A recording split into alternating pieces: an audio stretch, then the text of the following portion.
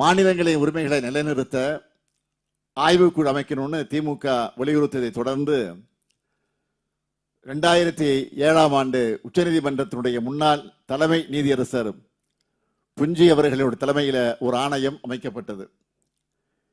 இந்த ஆணையத்தினுடைய பரிந்துரைகளால் பல முக்கியமான என்னவென்று கேட்டால், ஆளுநரை எப்படி நியமனம் செய்யணும் என்பதுதான்.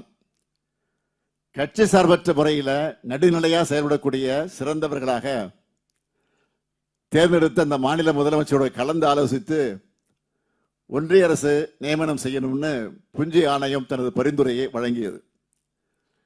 இந்த ஆலோசனையை கூட ஒன்றிய அரசு இன்று வர ஏத்துக்கலன்னு பார்க்கிறோம். தற்போதைய ஆளுநர் செயல்பாடுகளை வச்சே நாம தெரிஞ்சுக்க முடியும். இது போன்ற எண்ணற்ற சட்ட குறுக்கீடுகள், நிர்வாக குறுக்கீடுகள் வழியாகவும் பாஜக அல்லாத எதிர்க்கட்சி ஆளக்கூடிய மாநில அரசுகளுக்கு தொடர்ந்து தொல்லை தரக்கூடிய வகையில் பல தடைகளை ஒன்றிய அரசு ஏற்படுத்தி வருகிறது. நிதி ஆணையங்கள் சுதந்திரமாக செயல்படுவதையும் ஒன்றிய அரசு தடுக்குது. மாநிலங்களுக்கு அளிக்க வேண்டிய உரிய நியாயமான நிதி பங்கீட்டை மறுக்குது. இதையெல்லாம் மீறி கடந்த 4 ஆண்டுகளா திராவிட மாடல் அரசு பல சிறந்த திட்டங்களை வகுத்து நிறைவேற்றி வருகிறது. நிதி பற்றாக்குறை காலத்தில் கூட சிறந்த முறையில் நிதி மேலாண்மை செஞ்சு 2024-25ஆம் ஆண்டுல 11.19 விழுக்காடு எனும் இரட்டை இலக்க வளர்ச்சியை 14 ஆண்டுகளுக்கு பிறகு நாம் அடைந்திருக்கிறோம்.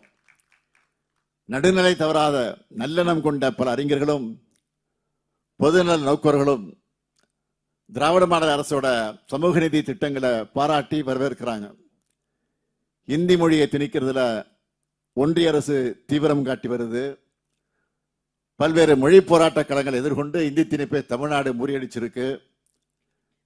ஏராளமான அரசியல் தலைவர்கள், தமிழ் உணர்வாளர்கள், மாணவர்கள் போராடி கட்டாய இந்தியை தடுத்தாங்க. அதனாலதான் 1968 இருமொழி கொள்கையை முதலமைச்சராக இருந்த பேரறிஞர் அண்ணா அவர்கள் சட்டமன்றத்தில் தீர்மானமாகவே நிறைவேற்றினார்.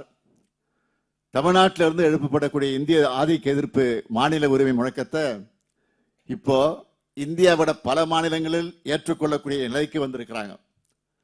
கர்நாடகா, மேற்கு வங்க மாநிலங்களில் இருமொழி கொள்கையை ஆதரித்து குரல் எழுப்புறாங்க.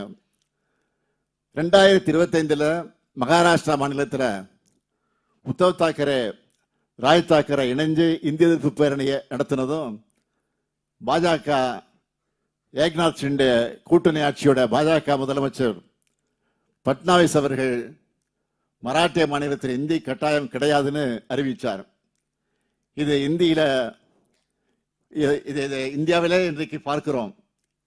இந்திய அளவிலே நடந்துட்டு இருக்கக்கூடிய மிகப்பெரிய மாபெரும் மாற்றம் இது. மாநில உரிமைகளுக்காக தொடர்ந்து தமிழ்நாடு போராடி வருகிறது. இதுக்காக திராவிட இயக்கத்தினுடைய சிந்தனையாளர்களான திரு முரசொலி மாறன், திரு கூசா அனந்தன், ஆலடி அருணா ஆகியோர் சிறந்த ஆய்வு நூல்கள் எல்லாம் எழுதியிருக்கிறாங்க.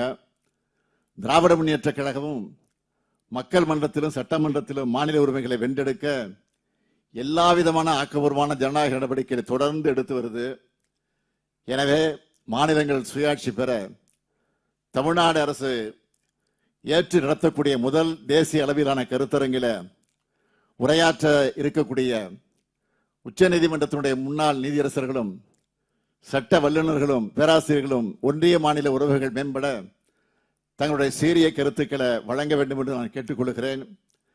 பிளே ஸ்டோர் மற்றும் ஆப் ஸ்டோரில் இருந்து பாலிமர் செயலியை QR கோடு மூலம் பதிவிறக்கம் செய்யுங்கள். செய்திகளை உடனுக்குடன் பெறுங்கள்.